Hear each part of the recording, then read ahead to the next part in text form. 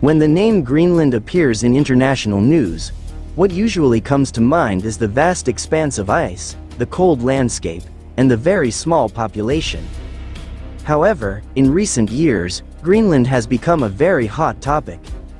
One of the reasons is the shocking statement from Donald Trump, who openly hinted at his intention to take over the island from Denmark. Trump stated that Greenland is a strategically attractive and important place for the United States.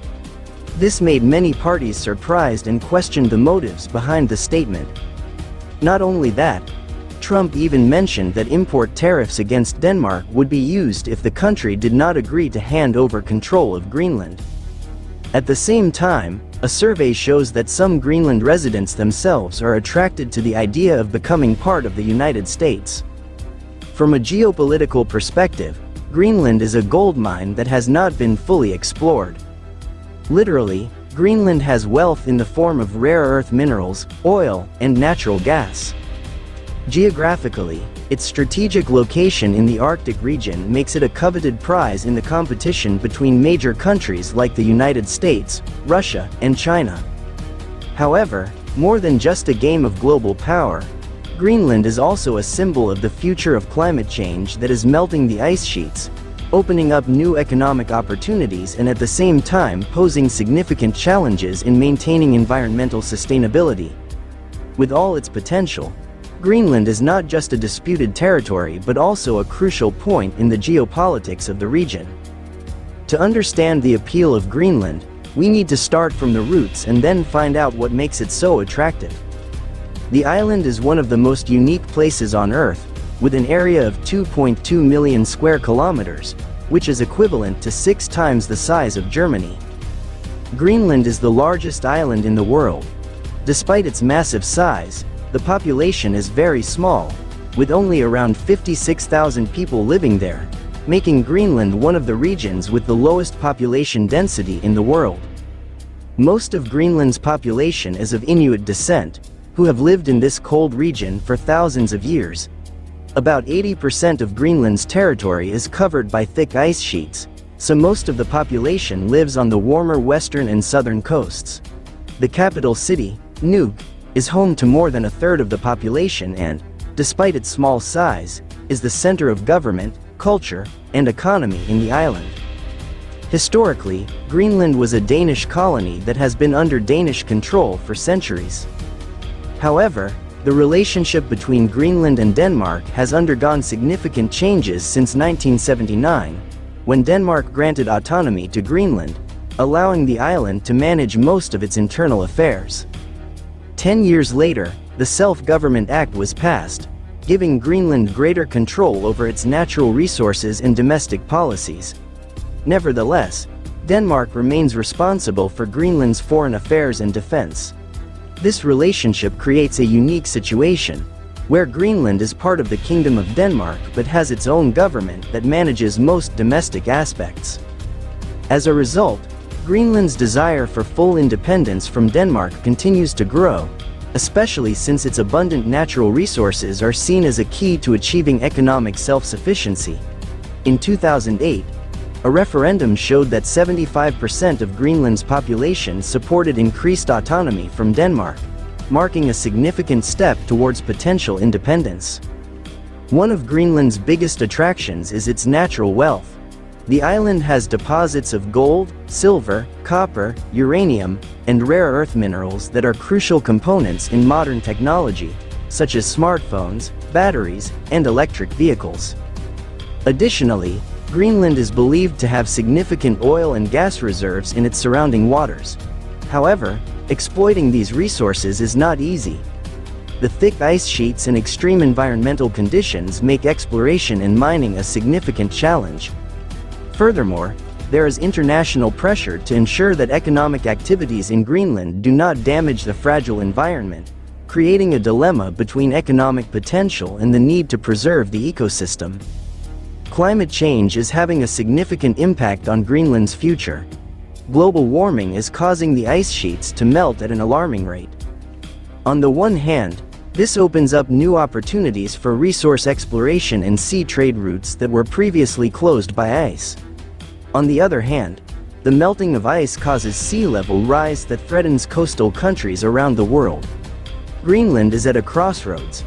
Should they take advantage of economic opportunities from climate change or lead global efforts to maintain environmental balance? In addition to its wealth, when talking about Greenland, its unique location on the world map makes it one of the most strategically geopolitical regions. Located between North America and Europe, Greenland becomes an important route connecting these continents.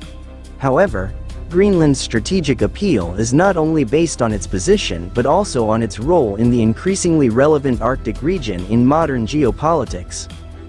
One of the main reasons why the United States is so interested in Greenland is because of its value as a defense asset. Since World War II, Greenland has been an important part of America's military strategy. Thule Air Base, located at the northwest tip of Greenland, is one of the United States' main military installations in the Arctic region.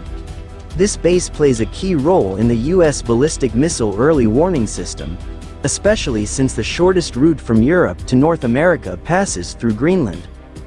In addition, the melting of ice in the Arctic region due to global warming has opened up new sea routes that were previously closed.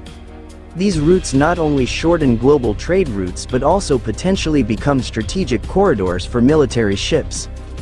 Thus, with control over Greenland, the United States would gain greater access to monitor activities in the region, especially those involving Russia and China. The Arctic region has become an arena of competition between major countries in recent decades. With the melting of Arctic ice, this region is no longer a remote and inaccessible area. Instead, it has become a highly important region economically and strategically. Greenland, with its prominent location in the Arctic, becomes the gateway to this region. That's why the United States, Russia, and other countries are racing to strengthen their presence in the Arctic region. Russia, for example, has built new military bases in the region, while China has claimed itself as a near-Arctic state and increased investment in Greenland through economic cooperation. Thus, Greenland becomes the focal point of increasingly intense global competition. When Donald Trump revealed his desire to seize or buy Greenland, many considered it a joke or mere political rhetoric.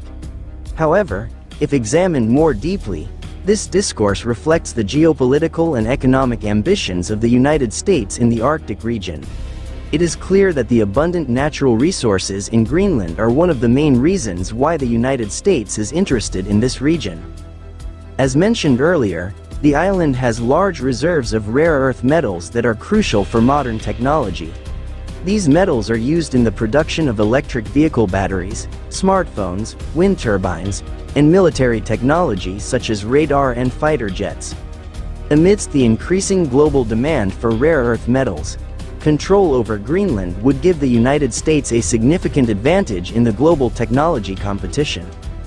In addition to rare earth metals, Greenland also has significant potential in terms of oil and gas reserves.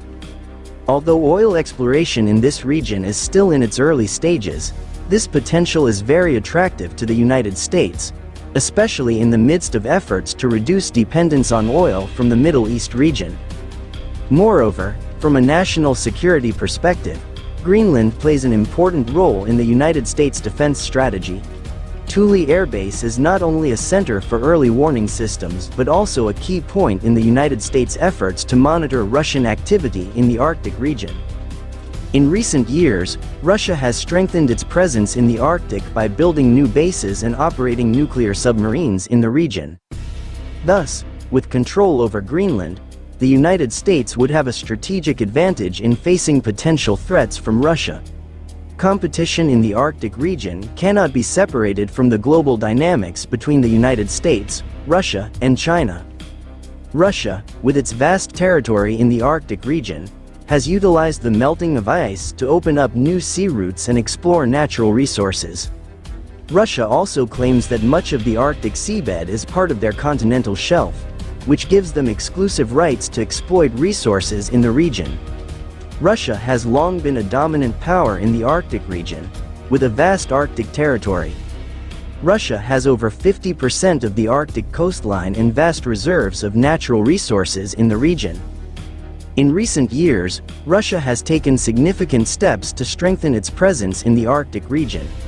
They have built new military bases, modernized their icebreaker fleet, and strengthened their influence in the increasingly open Northern Sea route due to ice melting. Russia's presence in the Arctic region is not only economic but also military, with nuclear submarines and regular military exercises. Russia has shown that it is ready to defend its claims in the region.